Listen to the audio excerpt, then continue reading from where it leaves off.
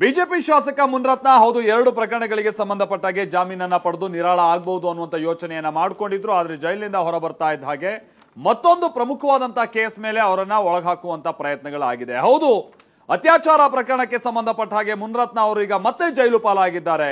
14 ದಿನಗಳ ನ್ಯಾಯಾಂಗ ಬಂಧನಕ್ಕೆ ಒಪ್ಪಿಸಲಾಗಿದೆ ಅವರನ್ನ.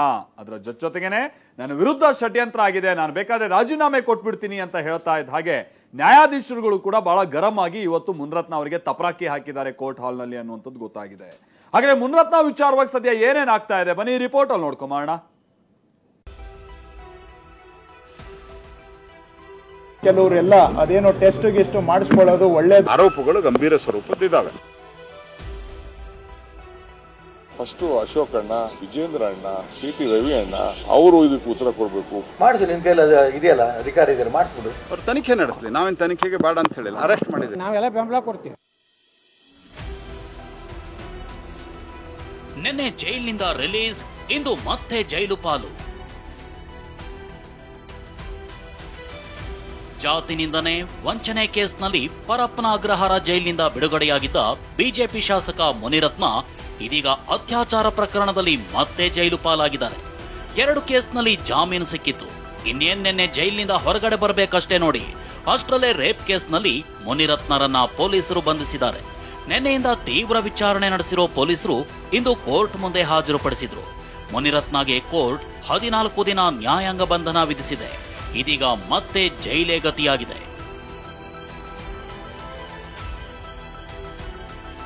ಅತ್ಯಾಚಾರ ಕೇಸ್ನಲ್ಲಿ ಮುನಿರತ್ನಗೆ 14 ದಿನ ನ್ಯಾಯಾಂಗ ಬಂಧನ. ನಿನ್ನೆ ಜೈಲಿಂದ ರಿಲೀಸ್, ಇಂದು ರೇಪ್ ಕೇಸ್ನಲ್ಲಿ ಜೈಲು ಪಾಲು. ಅತ್ಯಾಚಾರ ಪ್ರಕರಣದಲ್ಲಿ ಮುನಿರತ್ನಗೆ 14 ದಿನಗಳ ನ್ಯಾಯಾಂಗ ಬಂಧನ ವಿಧಿಸಲಾಗಿದೆ. ಮುನಿರತ್ನ ಜನಪ್ರತಿನಿಧಿಗಳ ವಿಶೇಷ ಕೋರ್ಟ್ಗೆ ಹಾಜರಾಗ್ತಿದ್ದಂತೆ ಜಡ್ಜ್ ಅನೇಕ ಪ್ರಶ್ನೆ ಕೇಳಿದ್ರು. ನಿಮ್ಮ ಹೆಸರೇನು, ಎಲ್ಲಿ ಬಂಧಿಸಿದ್ರು ಅಂತ ಕೇಳಿದ್ರು. ಇದಕ್ಕೆ ಉತ್ತರ ಕೊಟ್ಟ ಮುನಿರತ್ನ ತಮ್ಮ ವಿವರವನ್ನ ಹಂಚಿಕೊಂಡ್ರು. ವಿಚಾರಣೆ ಬಳಿಕ ಕೋರ್ಟು ನ್ಯಾಯಾಂಗ ಬಂಧನಕ್ಕೆ ಒಪ್ಪಿಸಿತು. ಇನ್ನು ಪೊಲೀಸರು ಬೆಂಗಳೂರಿನ ಪರಪ್ಪನ ಅಗ್ರಹಾರ ಜೈಲಿಗೆ ಶಿಫ್ಟ್ ಮಾಡಿದ್ರು.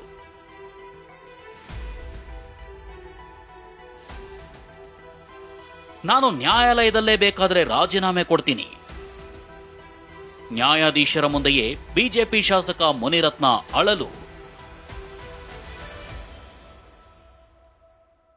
ನ್ಯಾಯಾಧೀಶರ ಮುಂದೆ ಬಿಜೆಪಿ ಶಾಸಕ ಮುನಿರತ್ನ ಅಳಲು ತೋಡ್ಕೊಂಡಿದ್ದಾರೆ. ನ್ಯಾಯಾಲಯದಲ್ಲೇ ನಾನು ಬೇಕಾದ್ರೆ ರಾಜೀನಾಮೆ ಕೊಡ್ತೀನಿ, ಆದ್ರೆ ನನಗೆ ಈ ರೀತಿಯ ಹಿಂಸೆ ತಡ್ಕೊಳ್ಳೋಕ್ಕಾಗಲ್ಲ, ಏನಾದ್ರೂ ಮಾಡಿ ಅಂತ ಮುನಿರತ್ನ ತಮ್ಮ ಅಳಲನ್ನ ತೋಡ್ಕೊಂಡಿದ್ದಾರೆ.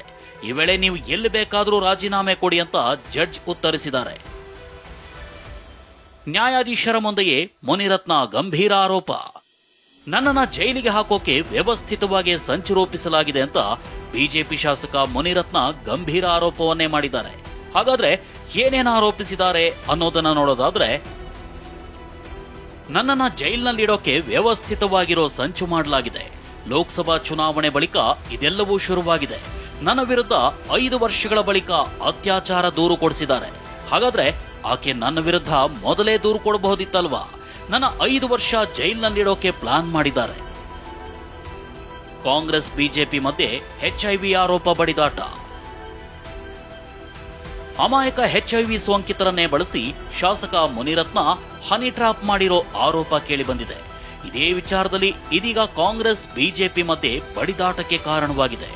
ಇದೊಂದು ಆಘಾತಕಾರಿ ಘಟನೆ ಅಂತ ಕಾಂಗ್ರೆಸ್ ಹೇಳ್ತಿದ್ರೆ, ಬಿಜೆಪಿ ನಾಯಕರು ಉಪ್ಪು ತಿಂದವರು ನೀರು ಕುಡಿಲೇಬೇಕು ಅನ್ನೋ ಮೂಲಕ ಮುನಿರತ್ನರನ್ನ ವಿರೋಧಿಸುತ್ತಿದ್ದಾರೆ. ಇನ್ನು ನಿನ್ನೆ ಟ್ವೀಟ್ ಮೂಲಕ ಕಾಂಗ್ರೆಸ್ ಹೊಸ ಬಾಂಬ್ ಹಾಕಿದೆ. ವಿಪಕ್ಷ ನಾಯಕ ಆರ್ ಅಶೋಕ್ ವಿರುದ್ಧವೂ ಏಡ್ಸ್ ಅಂಟಿಸೋಕೆ ಷಡ್ಯಂತ್ರ ಅನ್ನೋ ಆಘಾತಕಾರಿ ಸಂಗತಿ ಹೊರಬಿದ್ದಿದೆ. ಬಿಜೆಪಿ ನಾಯಕರು HIV ಪರೀಕ್ಷೆ ಮಾಡಿಸಿಕೊಂಡು ಏಡ್ಸ್ ನಿಯಂತ್ರಣದ ಅಭಿಯಾನಕ್ಕೆ ಸಹಕರಿಸಬೇಕು ಅಂತ ಟ್ವೀಟ್ ಮಾಡಿದ್ರು. ಈ ವಿಚಾರಕ್ಕೆ ಡಿಸಿಎಂ ಡಿಕೆ ಶಿವಕುಮಾರ್ ದಿಗ್ಭ್ರಮೆಯಾಗಿದೆ ಅಂತ ಪ್ರತಿಕ್ರಿಯಿಸಿದ್ದಾರೆ. ಸಾಲದಕ್ಕೆ ಅಶೋಕಣ್ಣ ಉತ್ತರ ಕೊಡ್ಲಿ ಅಂತ ಆಗ್ರಹ ಮಾಡಿದ್ದಾರೆ. ನನಗೆ ಅಶೋಕ್ ಪಾಪ ಅವ್ರಿಗೂ ನಡೆದಂತ ಒಂದು ಷಡ್ಯಂತ್ರದ ಬಗ್ಗೆ ನೋಡಿ ನನಗೆ ದಿಗ್ಭ್ರಮೆ ಆಗಿದೆ. ಫಸ್ಟ್ ಅಶೋಕ್ ಅಣ್ಣ, ಸಿ.ಟಿ. ರವಿ ಅಣ್ಣ, ವಿಜೇಂದ್ರ ಅಣ್ಣ ಅವರೆಲ್ಲ ಕೂಡ ಇದ್ರ ಬಗ್ಗೆ ಅವರ ಅಭಿಪ್ರಾಯಗಳು ಏನಿದೆ, ಸತ್ಯಾಂಶ ಏನಿದೆ ಅದನ್ನು ಅವರು ಕೂಡ ಪರಿಶೀಲನೆ ಮಾಡಿಕೊಂಡು ತಿಳಿಸಲಿ. ಅವರು ಇದಕ್ಕೆ ಉತ್ತರ ಕೊಡಬೇಕು. ಇದಿಷ್ಟೇ ಅಲ್ಲ, ನಿನ್ನೆ ಕಾಂಗ್ರೆಸ್ ಶಾಸಕ ರಂಗನಾಥ್ ಬಿಜೆಪಿ ಜೆಡಿಎಸ್ ನಾಯಕರು HIV ಟೆಸ್ಟ್ ಮಾಡಿಸ್ಕೊಳ್ಳೋದು ಒಳ್ಳೆಯದು ಅಂದಿದ್ರು. ಈ ಮಾತಿಗೆ ಸಚಿವ ಕೃಷ್ಣ ಬೈರೇಗೌಡ ಸಮರ್ಥನೆ ಮಾಡಿಕೊಂಡಿದ್ರು. ಆದ್ರೀಗ ಮಾಜಿ DCM KS ಈಶ್ವರಪ್ಪ ಕೆರಳಿ ಕೆಂಡವಾಗಿದ್ದಾರೆ. ಕೆಲವರೆಲ್ಲ ಸ್ವಲ್ಪ ಅದೇನೋ ಟೆಸ್ಟ್ ಗಿಸ್ಟ್ ಮಾಡಿಸ್ಕೊಳ್ಳೋದು ಒಳ್ಳೆಯದು ಅಂತ ನಮ್ಮ ವೈದ್ಯರು ಒಬ್ಬರು ನಮ್ಮ ಶಾಸಕರಿದ್ದಾರೆ, ನಮ್ಮ ಸ್ನೇಹಿತರು, ನನ್ನ ಸಹೋದ್ಯೋಗಿ ರಂಗನಾಥ್ ಅವರು ಬಹುಶಃ ಅವರು ವೈದ್ಯರಾಗಿ ಆತಂಕದಿಂದ ಈ ಮಾತನ್ನ ಹೇಳಿರಬಹುದು. ಇದಕ್ಕೆಲ್ಲ ಉತ್ತರ ಕೊಡ್ತಾ ಕೂತ್ಕೊಳ್ಳ ನಾನು ಮಂತ್ರಿ ಆಗಕ್ಕೆ ಅವ್ರ ಯೋಗ್ಯತೆ ಇದೆಯಾ? ಯೋಗ್ಯತೆ ಇರೋಂಥ ವ್ಯಕ್ತಿಗಳು ಇಂಥ ಪದಗಳು ಬಳಸಬಾರ್ದು. ಮಾಡಿಸು, ನಿನ್ ಕೈಯಲ್ಲಿ ಇದೆಯಲ್ಲ, ಅಧಿಕಾರ ಇದೆಯಲ್ಲ, ಮಾಡಿಸ್ಬಿಡು. ಇತ್ತ ಬಿಜೆಪಿ ನಾಯಕರು ಮುನಿರತ್ನರನ್ನ ವಿರೋಧ ಮಾಡ್ತಲೇ ತಪ್ಪು ಮಾಡಿದವರಿಗೆ ಶಿಕ್ಷೆ ಆಗಲಿ ಎಂದಿದ್ದಾರೆ. ಆರೋಪಗಳು ಗಂಭೀರ ಸ್ವರೂಪದ್ದಿದ್ದಾವೆ. ಆದರೆ ಅದರ ಬಗ್ಗೆ ತನಿಖೆ ಆಗಲಿ, ಉಪ್ಪು ತಿಂದ ನೀರು ಕುಡಿಲೇಬೇಕು. ಅವ್ರು ತನಿಖೆ ನಡೆಸಲಿ, ನಾವೇನು ತನಿಖೆಗೆ ಬೇಡ ಅಂತ ಹೇಳಿಲ್ಲ, ಅರೆಸ್ಟ್ ಮಾಡಿದ್ದಾರೆ. ಸರ್ಕಾರ ನಿಪಕ್ಷಪಾತವಾಗಿ ನಾವೆಲ್ಲ ಬೆಂಬಲ ಕೊಡ್ತೀವಿ, ಸಪೋರ್ಟ್ ಕೊಡ್ತೀವಿ. ಯಾಕಂದರೆ ಯಾವುದೇ ಇವತ್ತು ಒಕ್ಕಲಿಗರ ಸಮಾಜಕ್ಕೆ ಅದನ್ನೆಲ್ಲ ನಾನು ನೋಡಿದ್ದೀನಿ. ಆದರೆ ಅದು ಒಳ್ಳೆಯದಲ್ಲ. ಒಬ್ಬ ಜನಪ್ರತಿನಿಧಿ ಆದವರು ಯಾರು ತನಗೆ ಮತ ಹಾಕ್ಯಾರ ಅವ್ರಿಗೂ ಸಹ ಇವತ್ತು ಆ ಸಮುದಾಯದ ಅಪಮಾನ ಮಾಡೋದು ಸರಿಯಲ್ಲ. ಒಟ್ಟಾರೆಯಾಗಿ ಸಾಲು ಸಾಲು ಸಂಕಷ್ಟ ಎದುರಿಸ್ತಿರೋ ಮುನಿರತ್ನಗೆ 2 ಪ್ರಕರಣಗಳಲ್ಲಿ ಜಾಮೀನು ಸಿಕ್ಕಿತ್ತು. ಆದ್ರೆ ಇದೀಗ ಅತ್ಯಾಚಾರ ಪ್ರಕರಣದಲ್ಲಿ ಜೈಲು ಪಾಲಾಗಿದ್ದಾರೆ. ಅತ್ಯಾಚಾರದ ಬಗ್ಗೆ ಸಂತ್ರಸ್ತೆ ದೂರು ಕೊಟ್ಟಿದ್ದು ಎಲ್ಲವೂ ತನಿಖೆಯಿಂದಲೇ ಬಯಲಾಗಬೇಕಿದೆ. Bureau report, TV9.